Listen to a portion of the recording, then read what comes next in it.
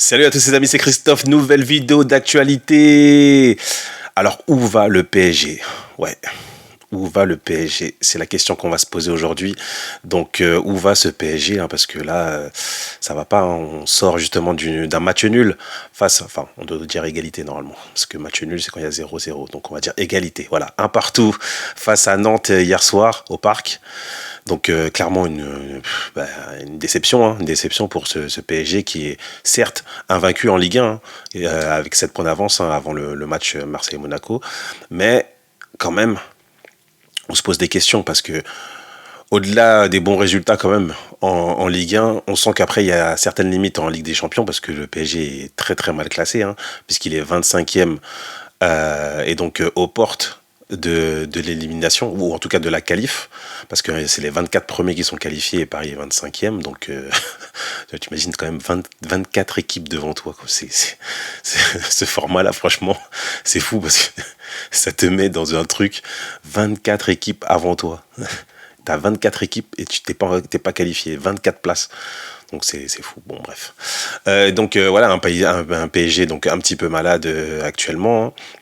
Et donc on va essayer un petit peu de décrypter ce qui se passe et peut-être apporter des solutions.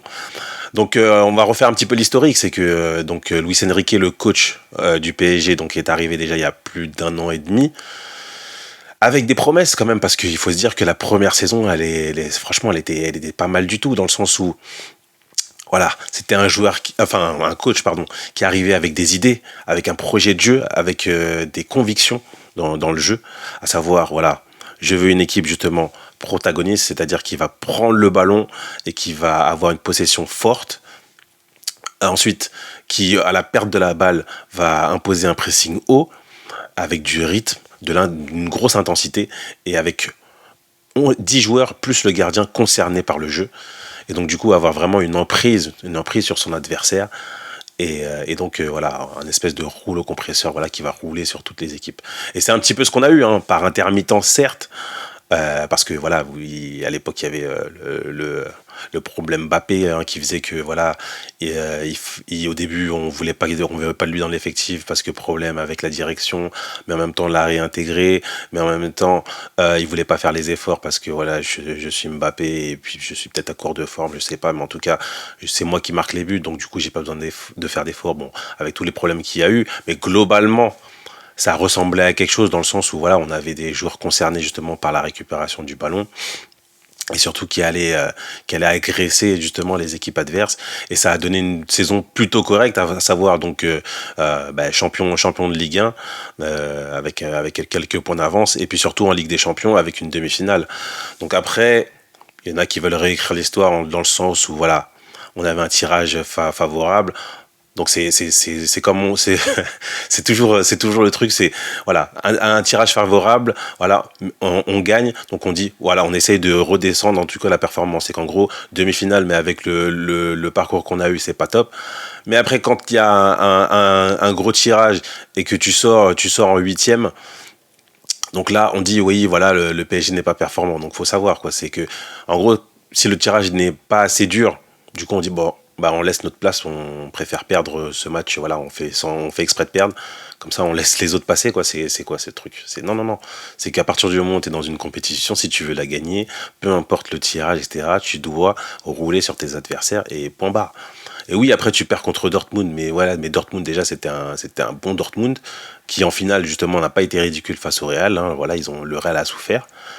Et puis surtout, c'est que voilà, la manière, c'est que quand même il y a eu plein de poteaux. Après, certes, voilà, c'était un PSG en manque d'efficacité, etc., dans le jeu, qui a marqué peu de buts, etc., soi-disant. Mais au moins, elle a essayé. Et même si après, il y a eu déception, voilà, ça reste, voilà, voilà, c'était quand même une équipe qui a montré des choses. Et franchement, c'était voilà, un PSG positif. Mais comme maintenant, on a eu tellement de foutoirs justement dans ce club, où en gros, on a eu des grands joueurs, mais avec des désillusions, ça fait que voilà, quand tu changes quelque chose, on te dit ouais, c'était mieux avant. Et quand tu reprends ce qui était avant, à l'époque, quand on chouinait, machin, on disait qu'on voulait du changement. En fait, ce club, c'est clairement, c'est le foutoir. C'est le foutoir. Donc là, on avait un coach donc prometteur, avec des joueurs prometteurs justement qui avaient progressé, hein, notamment un Vitinha, un Zaire Emery au milieu. Donc on attend des choses. On avait un Ramos justement qui a malheureusement qui a eu ses pépins physiques, mais qui en tout cas sur les matchs qu'il proposait c'était plutôt pas mal. On avait des Hakimi, des Nuno Mendes qui avaient des choses, hein, bon, même s'il y avait des trucs à corriger, des Barcola justement avec des belles surprises dans le sens où il a fait des bons matchs à un niveau auquel on n'attendait pas. Donc c'était un PSG prometteur. Mais là cette saison, certes en Ligue 1 justement on a vu des choses, hein, on a vu quand même un jeu qui s'est établi, etc. Et donc du coup un PSG qui marque des buts, hein, parce que c'est l'équipe qui marque le plus de buts justement dans le championnat de France. Voilà, avec des belles stats, hein, notamment Barcola qui est meilleur buteur de Ligue 1 actuellement. Mais après, on voit le plafond de verre justement en Ligue des Champions. Et on s'interroge, on se dit, est-ce que ces joueurs-là, dès que le niveau augmente, est-ce qu'ils ont justement ce qu'il faut pour pouvoir performer au haut niveau? Sachant que l'année dernière, ils ont réussi à le faire. Bon, avec certaines limites, sachant qu'il y avait aussi Mbappé justement qui claquait un certain nombre de buts. Mais là, cette saison, en plus avec la blessure de Ramos dès le début de saison, on a vu les limites, hein. On a vu les limites de Dembélé, d'un Barcola, qui a 0 but justement en Ligue des Champions. Et donc on s'interroge, sachant que en plus, sur cette nouvelle saison, le recrutement, on s'interroge.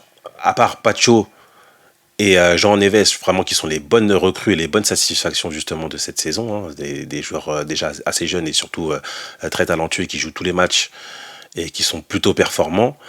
Mais après on s'interroge déjà sur Safonov qui est le gardien justement qui en Ligue des Champions, qui est la doublure de Donnarumma. Normalement quand on prend quelqu'un c'est pour ramener une plus-value. On a vu qu'en fait il avait les mêmes problèmes parce qu'en termes de relance c'était pas top. Bon, même si je pense que c'est peut-être supérieur à Donnarumma, mais voilà, qui nous a fait une boulette dans sa sortie. Donc on s'interroge sur le niveau de ce gardien, donc qui est venu de nulle part, en plus avec un gros chèque, hein, je crois que c'était plus de 20 millions. Ensuite on a un Désiré Doué. Donc moi je comprends pas ce joueur, hein, parce que pour moi bon, il y en a qui disent que c'est la jeunesse et qu'il n'est pas fini, etc. Mais moi je vois que c'est un joueur qui va dans la mauvaise direction. Hier soir, on me dit qu'il a fait justement une entrée prometteuse, etc. Alors que moi, j'ai vu un joueur qui a pris le ballon, qui a voulu aller tout seul à chaque action. Donc, est-ce que c'est ça sa vision du foot? Mais moi, c'est pas la mienne parce que dans le sens où ça, tu sais très bien que c'est des joueurs qui vont pas progresser parce que c'est pas ça le foot. On peut pas prendre la balle et aller chercher à dribbler toute l'équipe adverse. C'est pas du foot ça. Donc moi je vois pas le talent qu'apporte. Bon après on va dire que techniquement il est au-dessus de la moyenne de Ligue 1, mais bon tu sens que un haut niveau il aura pas sa place. Donc on s'interroge sur le recrutement, sachant que il y a des postes qui sont pas doublés. Nos latéraux Nuno Mendes et Hakimi. Donc Hakimi l'un des meilleurs joueurs justement de cette saison pour l'instant, mais qui n'a pas de doublure. Ça fait que s'il se blesse, tu es obligé de bricoler avec un Zaire Emery sur le côté droit, mais c'est pas vraiment son poste. Derrière, il t'a pas intégré forcément de jeunes. Il y avait eu Zag, mais voilà, il a joué de temps en temps, mais on sait clairement qu'il n'a pas le niveau selon le coach. À gauche, Hernandez est blessé, donc peut-être qu'il va revenir dans le groupe, mais bon, pour l'instant, t'as que Nuno Mendes, hein, t'essayes de bricoler avec un Beraldo.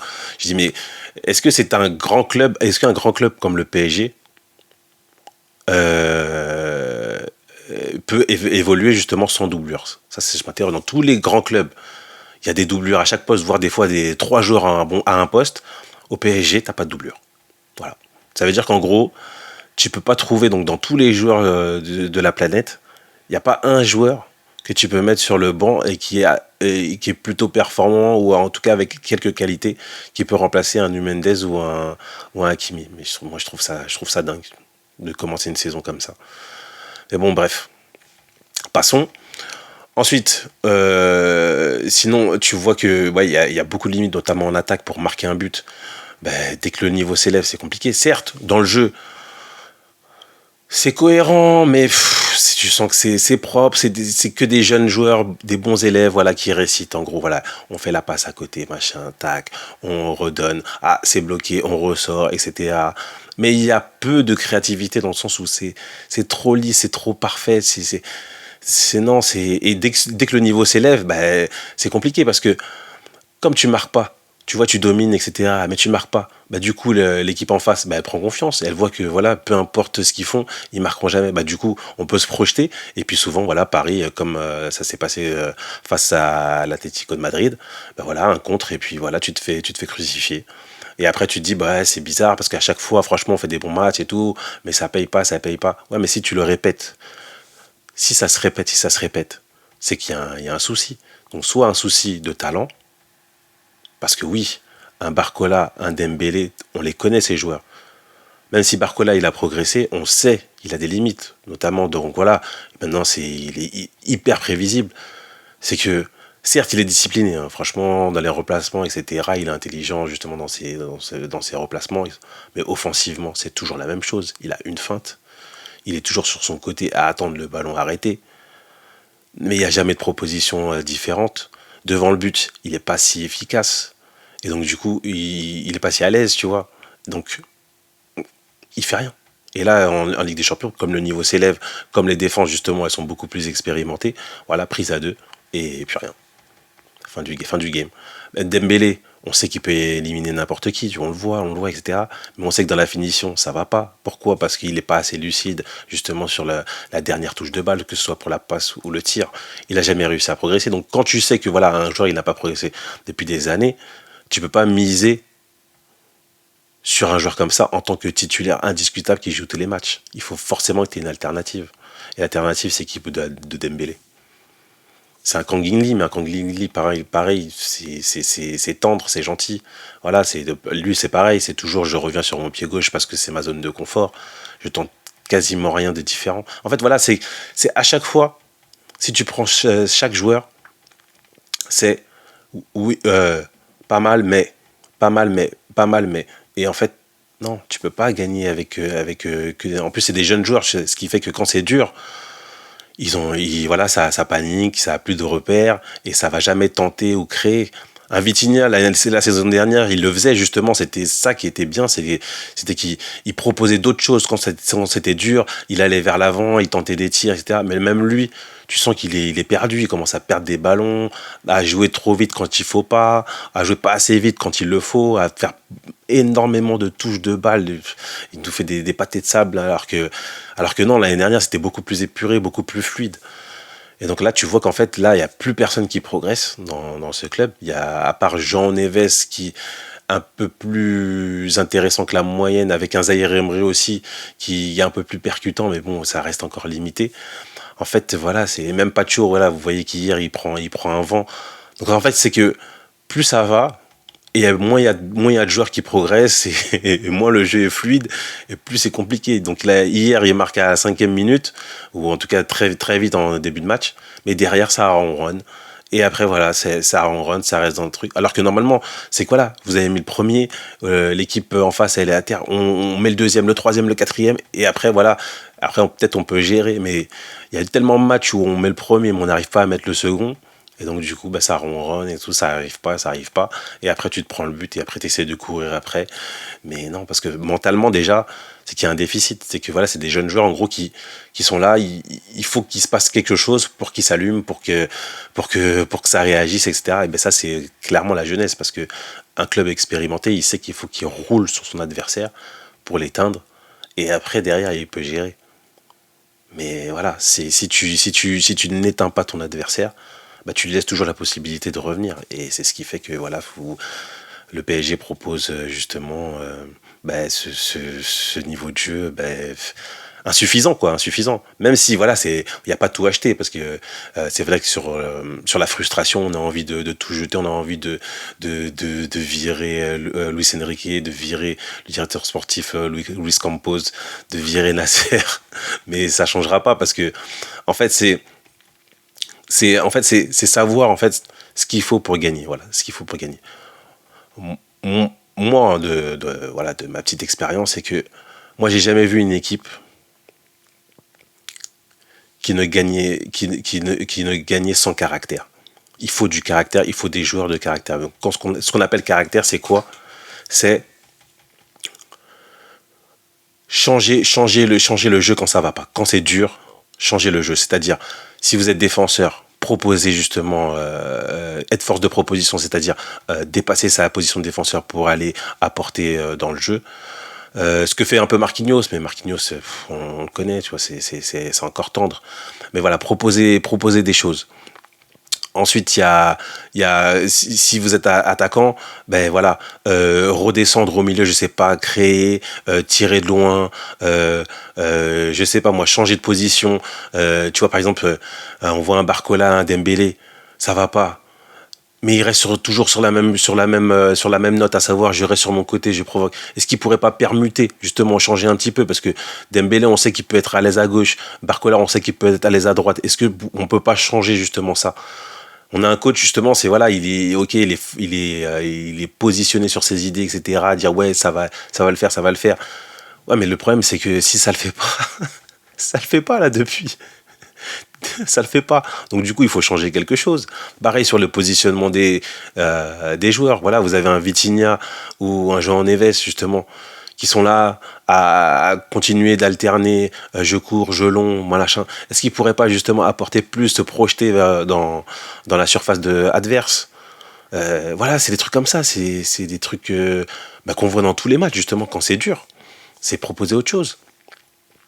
C'est justement au niveau offensif, voilà, vous avez bon un Ramos qui vient de revenir, mais est-ce qu'on peut pas mettre justement deux attaquants? Je sais pas, bon, Colomani, à mon avis, c'est terminé parce que là, il rentre même plus une minute. Mais je sais pas, un Asensio, sortir un milieu, parce que vous voyez un Fabien Ruiz, on sent qu'il n'y arrive pas. Il n'y arrive pas.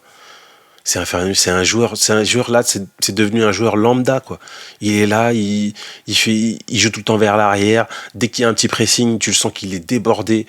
Pour actionner une frappe, il est obligé de mettre 5 secondes, il est lent. En plus, il n'arrive pas parce qu'il n'est pas connecté, parce que justement, on voit le Fabien Ruiz avec l'Espagne qui se régale, etc. Mais c'est parce que c'est pas du tout le même jeu, c'est pas du tout les mêmes déplacements.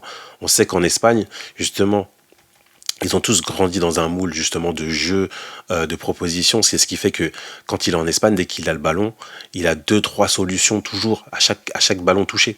Ce qui fait que c'est beaucoup plus facile pour lui, c'est beaucoup plus facile de jouer vers l'avant parce que vous avez des joueurs qui se déplacent, qui comprennent les déplacements, qui parlent tous un petit peu le même langage et donc du coup il est beaucoup plus à l'aise. Il peut voir vite parce qu'il a beaucoup plus de solutions. Au PSG c'est quoi?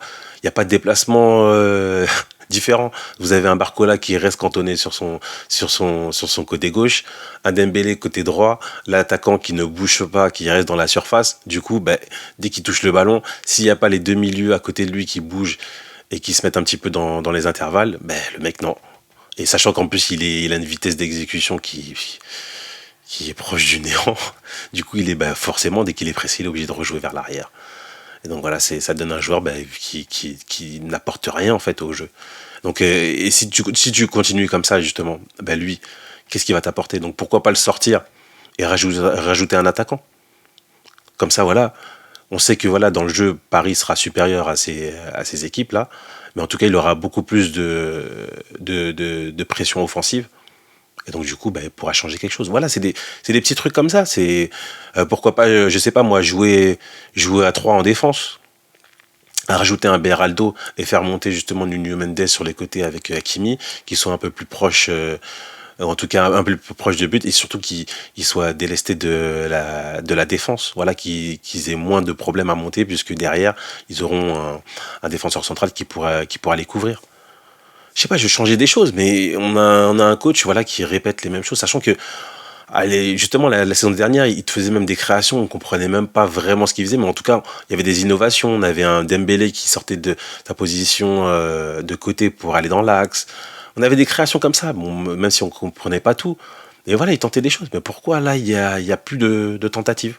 C'est toujours le même 11 et ça ronronne, voilà, et on bute, on bute, on bute, on bute. Donc en Ligue 1, tu peux t'en sortir parce que t'es au-dessus. Mais même comme ça, voilà, tu galères pour gagner contre Nantes, mais en tout cas, t'es au-dessus. Mais par contre, en Ligue des Champions, on voit clairement la limite, parce que, ok, t'as fait des bons matchs, hein, quand même, faut pas tout jeter, hein, il y a eu des bons matchs, mais à partir du moment où tu n'arrives pas à marquer, où tu es obligé d'attendre que ce soit un contre son camp du gardien ou un tir qui passe, on sait pas comment dans le but, mais sinon, t'as aucune certitude. Donc ça va durer jusqu'à quand? Il n'y a pas de modification possible.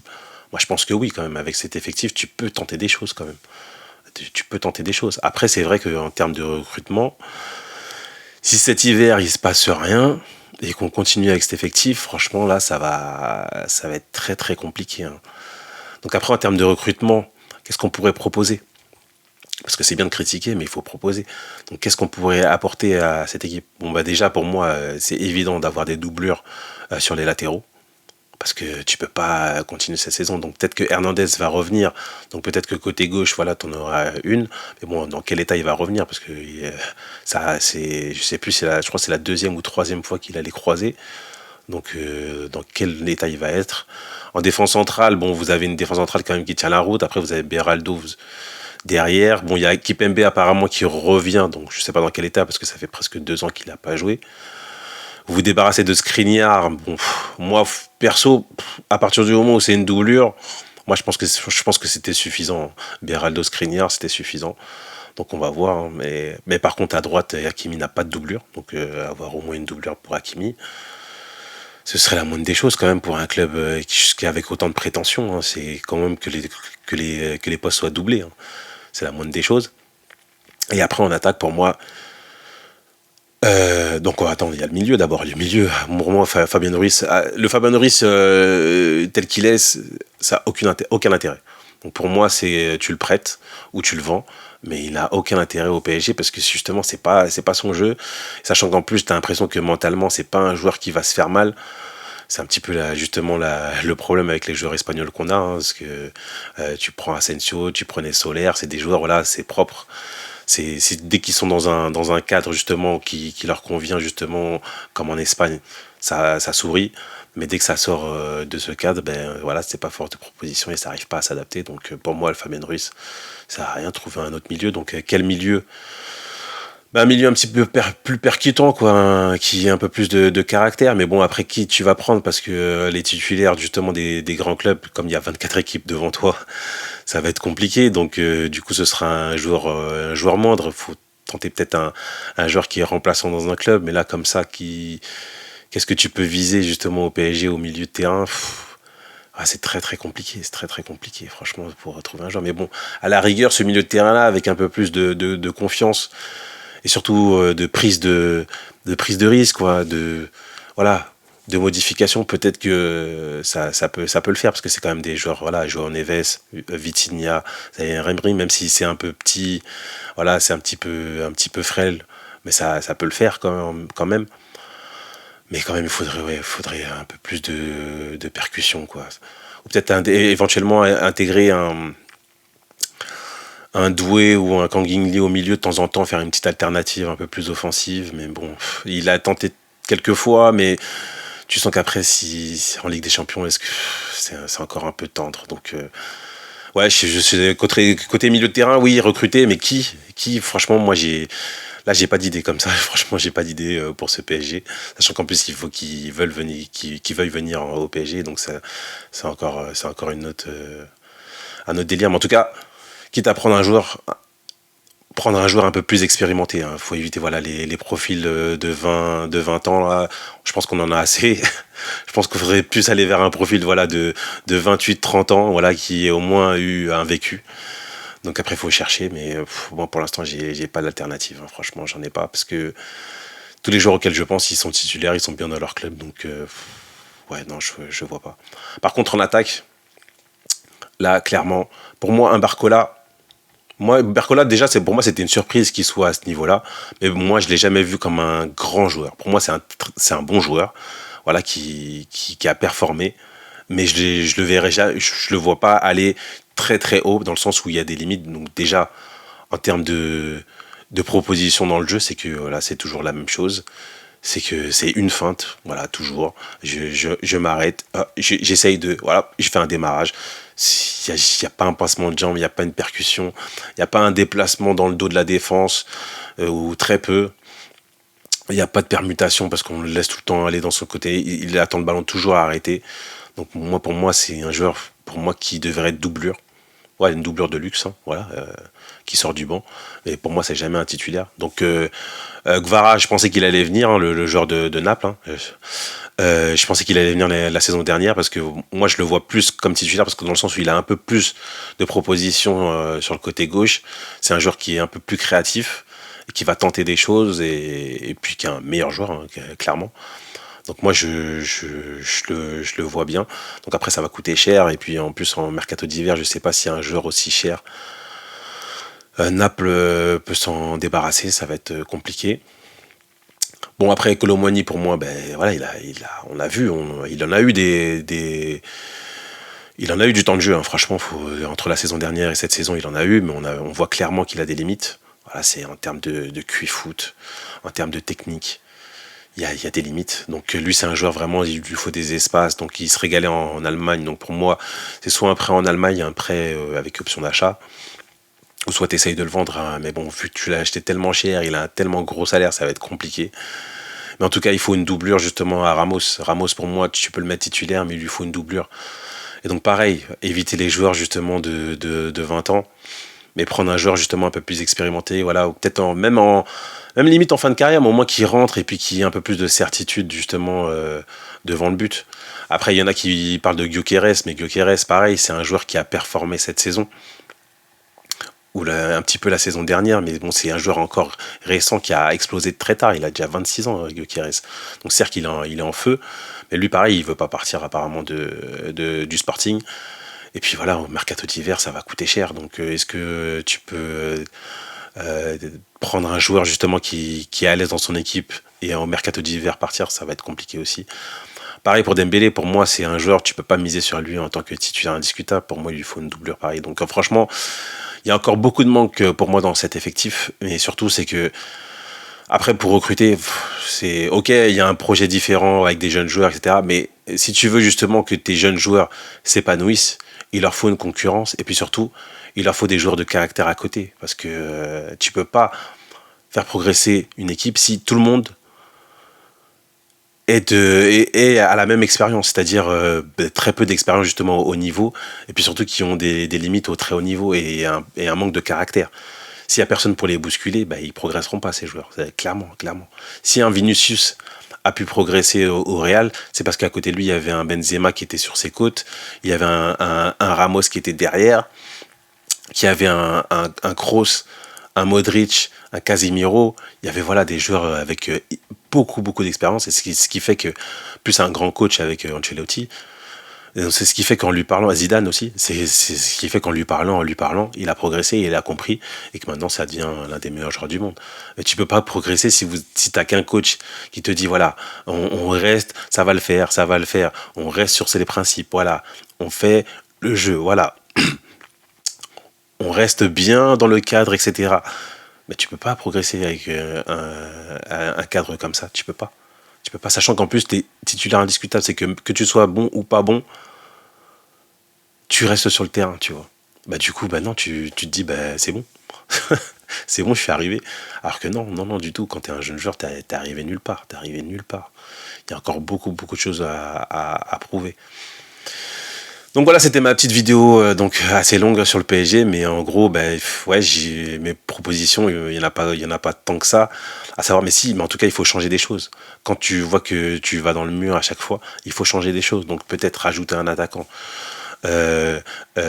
permuter, voilà. Changer des choses, voilà, sur les profils de joueurs, sur les positionnements, tenter des choses. Pareil, plus de tirs, moins de centres qui n'arrivent sur personne. Si tu n'arrives pas à centrer, bah, tu centres pas. Tu essaies de proposer autre chose. Des défenseurs qui se projettent, des milieux qui se projettent. Changer des choses déjà avec l'effectif actuel. Et puis au mercato d'hiver, oui, il faut doubler les postes justement où il manque des doublures. Et après, essayer de trouver d'autres profils. Bon, après, c'est plus facile à dire qu'à faire, certes. Mais il va falloir le faire parce que sinon le PSG, ben, il va droit dans le mur. Hein. Déjà, si tu sors en plus de cette Ligue des Champions, ça va parler parce que la pression est forte au PSG. La pression est très forte. C'est pour ça qu'aussi le projet d'avoir des jeunes joueurs dans un club où justement où rien ne va, avec une pression qu'on dit tout et son contraire d'une semaine à l'autre, si vous n'avez pas les reins solides, ben c'est compliqué. Et si vous faites une équipe avec une majorité de jeunes joueurs, ben, ils s'en sortiront pas parce que la pression est tellement forte. Donc il faut quand même des joueurs avec un certain caractère, une certaine motivation. Voilà. Et pour l'instant, au PSG, bah, il n'y a pas ça, hein. Clairement, il n'y a pas ça. Donc on va voir dans les semaines à venir. Dites-moi ce que vous en pensez en commentaire, hein. N'hésitez pas à commenter, hein. Si vous avez des joueurs à proposer, n'hésitez pas, n'hésitez pas. En tout cas, likez, commentez, partagez. On continue, on continue. Et je vous dis à la prochaine, les amis.